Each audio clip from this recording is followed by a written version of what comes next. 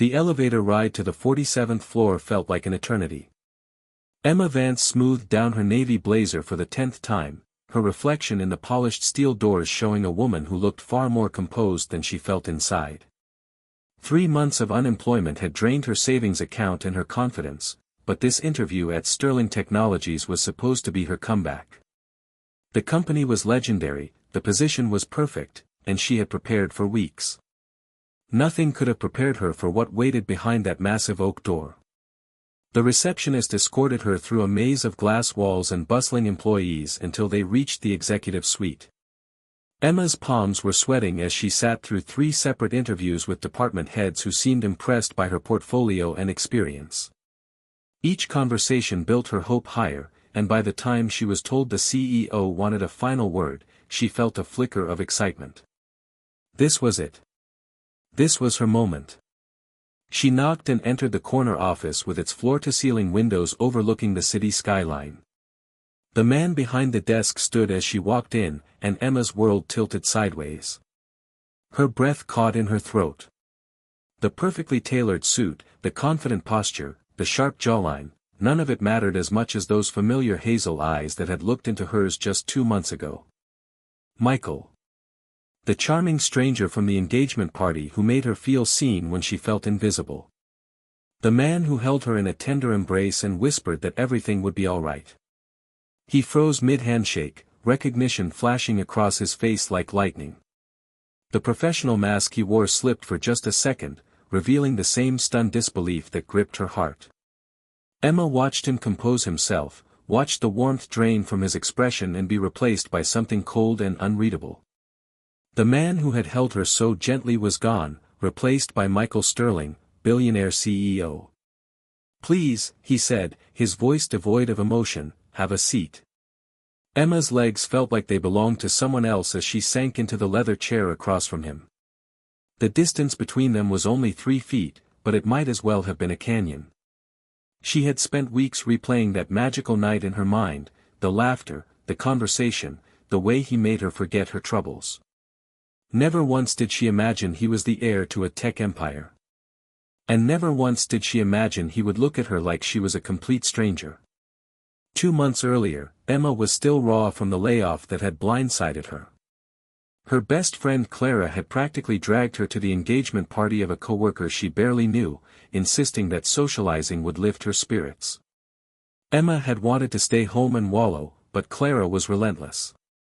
She had no idea that the night would change everything. The penthouse venue was buzzing with the city's elite, people who moved through life with an ease that Emma couldn't fathom. She felt out of place in her simple emerald dress, clutching a champagne flute she barely touched. The laughter around her sounded hollow, the conversations superficial. She slipped away from the crowd and found herself on a private balcony overlooking the glittering skyline, the noise fading into a distant hum. That's where she found him, a man leaning against the railing, his tie loosened and his sleeves rolled up. He looked as out of place as she felt, his posture radiating exhaustion despite his handsome features. Emma almost retreated, but something stopped her. Maybe it was the vulnerability in his eyes, or maybe it was the simple fact that he didn't seem to recognize her as someone who didn't belong. "Escaping too?" she asked softly. He turned, and for a moment, she forgot to breathe.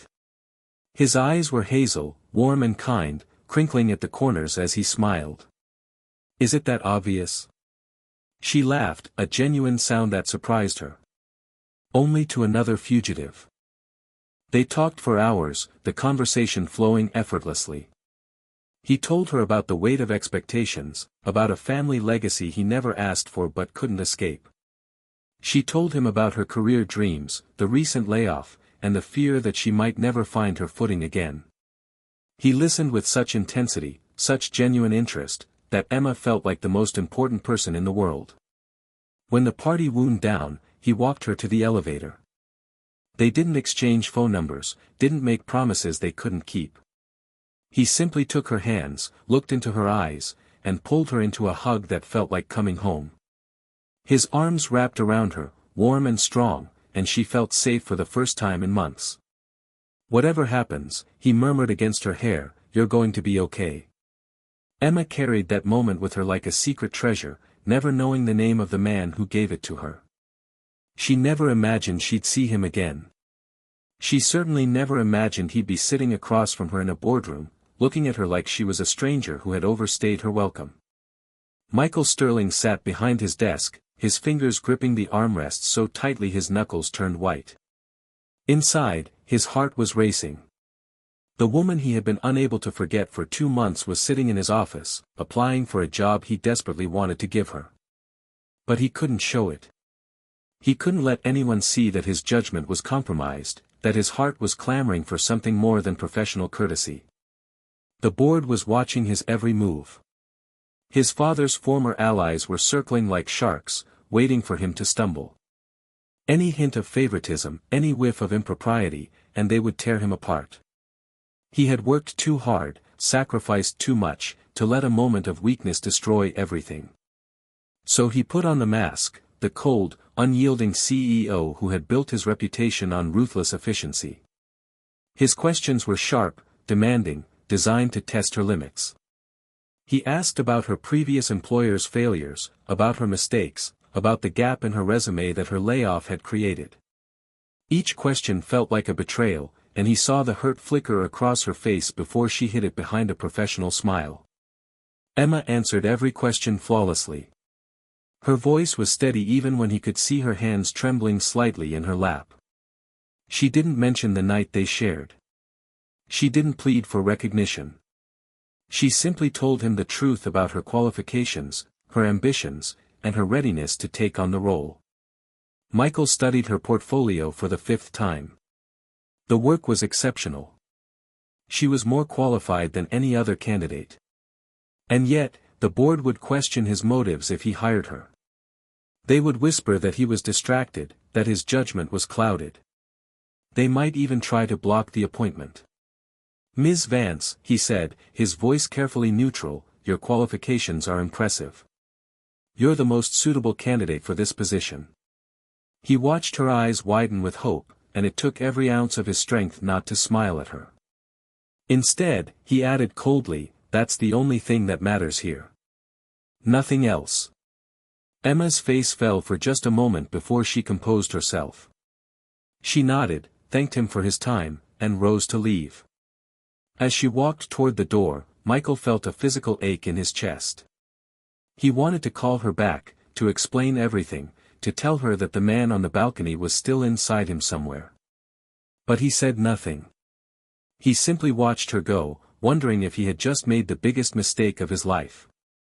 Emma accepted the position, and her first 3 weeks at Sterling Technologies were a masterclass in emotional whiplash. She had imagined that working with Michael would be awkward, but she hadn't anticipated the complete emotional freeze that settled between them. He treated her exactly like every other employee, politely, professionally, and with a distance that felt like a deliberate insult. Her days were filled with challenging projects that demanded her full attention, and she threw herself into the work with desperate energy. Late nights at her desk became routine, fueled by coffee and the need to prove herself. She was determined to show Michael that her hire was based solely on merit, that the night they shared had no bearing on her professional capabilities. But it was hard. Every time she saw him in the hallway, her heart would lurch with painful recognition. She would catch glimpses of the man from the balcony, a laugh shared with a colleague, a moment of kindness toward a junior employee, and then the mask would slide back into place the moment he noticed her watching.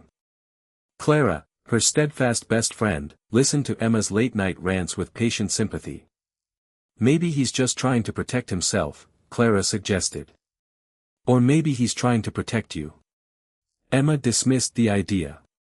"He looked at me like I was nothing," she insisted. Like that night never happened. But deep down, she wasn't so sure.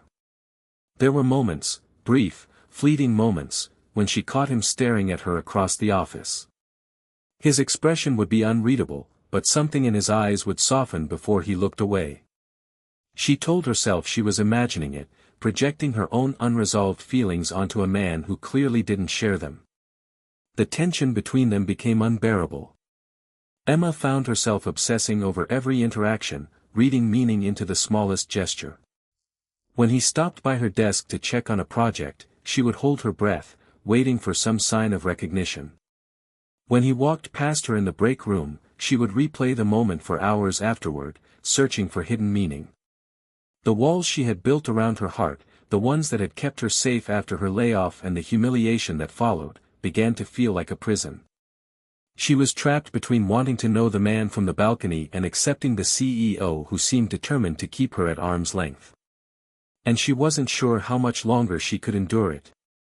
The night everything changed started like any other, a looming deadline, a nearly empty office, and Emma working alone in the silent corridors of the 47th floor. She was proofreading a proposal for the 100th time, her eyes burning with exhaustion, when she heard footsteps approaching. She looked up to find Michael standing in her doorway, holding 2 steaming cups of coffee. "Thought you might need this," he said softly, setting one on her desk. His voice was different than she was used to, gentler, less guarded. The man from the balcony was peeking through. Emma accepted the cup carefully, their fingers brushing for just a moment. The contact sent a shiver down her spine, but she forced herself to remain composed. "Thank you," she murmured, not trusting herself to say more. He sat down in the chair across from her desk, loosening his tie in a gesture that felt achingly familiar. For a long moment, they sat in comfortable silence, sipping their coffee and avoiding each other's eyes. Then, almost without prompting, Michael began to talk. He spoke about his father, Arthur Sterling, who had died 6 months ago. He admitted that taking over the company had been more challenging than he ever anticipated. The board was demanding, the expectations impossible, and he felt like he was drowning in a legacy he never wanted. He confessed that he had no one to talk to, no one who understood the weight of carrying an empire on his shoulders. Emma listened quietly, her own defenses crumbling. When he finished, she found herself sharing her own story, the humiliation of being laid off from a job she loved, the months of unemployment that had drained her confidence, and the fear that she might never find her place in the world again. She spoke about feeling invisible, about the night at the engagement party where a stranger had made her feel seen. Michael reached across the desk and took her hand. His grip was warm, steady, and when he looked into her eyes, the mask was gone. He was just Michael again, the man who had held her on a balcony and promised everything would be okay. "Emma," he said, his voice breaking slightly, "I'm so sorry." Then he stood, pulled her gently to her feet, and wrapped his arms around her. It wasn't a romantic embrace, it was something deeper. A hug of mutual comfort, of shared understanding, of 2 people who had finally stopped pretending to be strong. She buried her face in his chest, breathing in the familiar scent of him, and felt the walls between them crumble into dust. The warmth of that night was short-lived. Within days, whispers began circulating through the office, rumors that Emma had only gotten her position through inappropriate means. A colleague named Derek, who had been passed over for the promotion she received, was the source of the poison. He insinuated that Michael had compromised his professional judgment, that Emma was nothing more than a pretty face who had charmed her way into the company. Emma heard the whispers in the break room, saw the sideways glances in meetings. She walked through the office with her head held high, refusing to let the gossip break her, but inside she was crumbling. The validation she had worked so hard to earn was being systematically dismantled by rumors she couldn't disprove. The situation escalated when a member of the board, an old rival of Michael's father, demanded an official investigation. The board was divided, some supported Michael, others saw an opportunity to oust him from leadership. The pressure was immense, and Emma knew that her career at Sterling Technologies hung in the balance. Michael called her into his office to deliver the news. His face was pale, his eyes shadowed with exhaustion. "The board has requested a formal inquiry into your hiring," he said quietly. "They want to know if our personal relationship influenced the decision." Emma felt her heart sink. "What do we tell them?" "The truth," Michael said firmly. "We tell them the absolute truth." He explained that he had already started drafting a statement, a full account of the engagement party, their chance meeting, and the genuine connection they shared. He was willing to risk his reputation, his position, everything to defend her. He argued that he hired her because of her exceptional qualifications, not because of their brief encounter, and he would stake his career on that fact. Emma watched him speak with such passion and conviction and realized something profound. Michael wasn't defending her to protect himself. He was defending her because he believed in her, because he saw her worth when no one else did.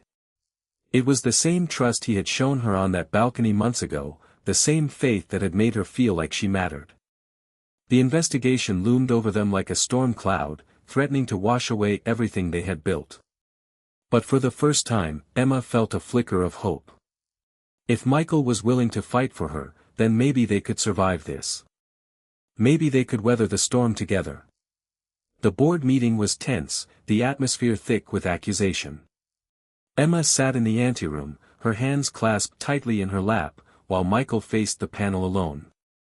Through the glass walls, she could see his imposing figure, his voice steady as he addressed the accusations against them. Michael spoke for nearly an hour, presenting evidence of Emma's exceptional qualifications. He showed her portfolio, her previous employer's glowing recommendations, and the objective metrics that proved she was the best candidate. He explained their chance meeting at the engagement party, the anonymity of their encounter, and the fact that neither of them had known the other's identity until the interview. But it was his final words that brought Emma to tears. "I won't pretend that I don't have feelings for Ms. Vance," he declared, his voice ringing with conviction. "The night we met changed something in me. But that connection is why I've tried so hard to remain professional. I didn't want anyone to question her worth, because I already knew how extraordinary she is." When Emma was called in to speak, she stood before the board with her head held high. She answered their questions honestly, never wavering. She spoke about Michael's professionalism during the interview, his insistence on treating her like any other candidate. She admitted that she had been hurt by his distance, but she understood now that it was born of respect. The board deliberated for hours.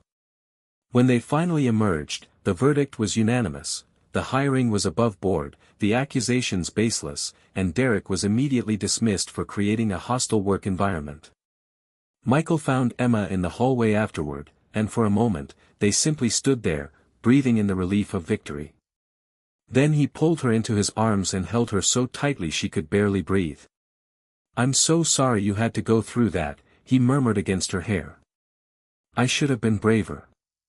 I should have told you how I felt from the beginning." "It doesn't matter now," Emma said, pulling back to look into his eyes. "We made it." Michael smiled, the full, radiant smile she had fallen in love with on that balcony. "We made it," he agreed. "Now can I take you on a proper date?" Emma laughed, the tension finally breaking. "I thought you'd never ask." Their first official date was nothing like the encounters Emma had imagined. No fancy restaurants, no champagne, no glittering venues. Michael took her to a small park near the river, where they walked along the winding paths and shared a hot dog from a street vendor. It was simple, unpretentious, and utterly perfect. They talked for hours, the conversation flowing as easily as it had on that first night. Michael told her about his childhood, about the pressure of growing up as Arthur Sterling's son, about the loneliness that had followed him through his adult life. Emma shared her own vulnerabilities, the fear of failure, the need to prove herself, the constant doubt that she was good enough. "The night I met you," Michael said quietly, "I was at my lowest. My father had just died, and everyone expected me to be this perfect leader. But with you, I didn't have to be anything. I could just be Michael." Emma squeezed his hand. "That's who I fell in love with," she admitted softly. "Not the CEO, not the billionaire. Just Michael." He stopped walking and turned to face her. His eyes were bright with emotion, his voice barely above a whisper. "Emma, I've been in love with you since that night. I just didn't know how to combine the two parts of my life. But I'm done pretending. I want to be the man you met on the balcony, every single day." Then he kissed her, and the world around them faded away. It was gentle and sweet, a promise of everything they could become. When they finally pulled apart, Emma was crying, but they were happy tears. "I thought I imagined it," she whispered. "I thought I'd never see you again."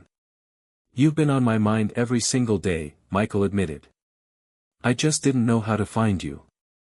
And then you walked into my office, and it felt like the universe had given me a second chance." They spent the rest of the evening wandering through the park, hand in hand, talking about their dreams and their fears.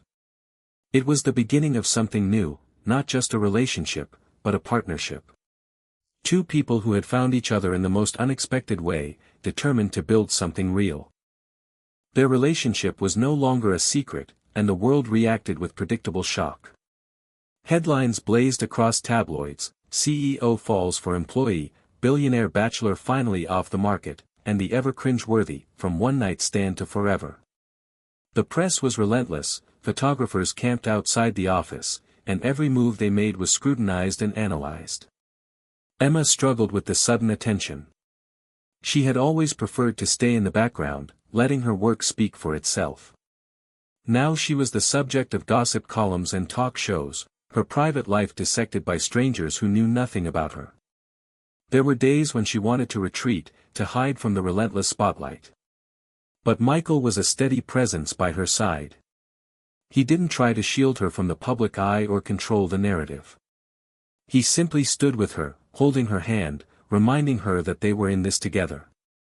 He refused to let the media tear them apart. "I don't care what anyone says," he told her one evening as they watched the sunset from his penthouse balcony. "You're the best thing that's ever happened to me, and I'm not hiding it anymore." Emma looked at him, at this man who had gone from a stranger to the most important person in her life. She realized that the public scrutiny didn't matter as long as she had him. What they shared was real, and no amount of negative press could change that. Their openness transformed Michael's leadership style. He became more approachable, more collaborative, more human. His employees saw a side of him they had never witnessed before, a man who was deeply in love and unafraid to show it. The corporate culture shifted, and Michael's reputation grew stronger, not weaker, for his vulnerability. Emma, too, flourished. With Michael's unwavering support, she took on bigger projects and more responsibility. She earned the respect of her colleagues through hard work and determination. The whispers about her hiring faded, replaced by admiration for her talent and dedication. They were no longer hiding. They were a team, in every sense of the word. A year passed, and Emma stood in a penthouse where her entire life had changed. The venue was the same glittering lights and panoramic views, but everything else was different.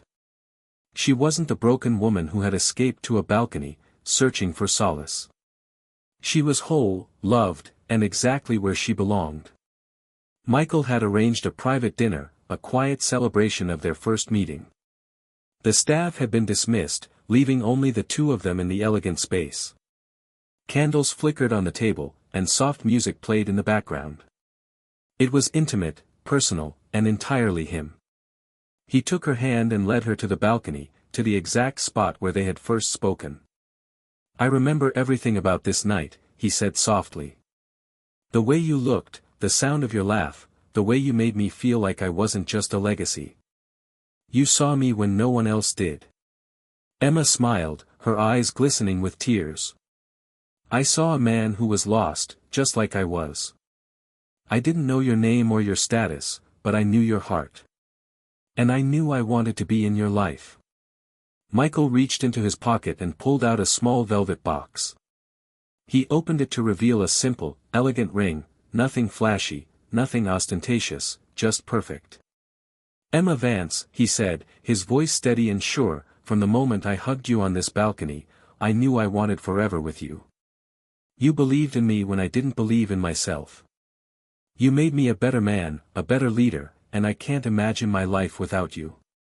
Will you marry me?" Emma could barely speak through her tears. "Yes," she whispered. 1,000 times yes."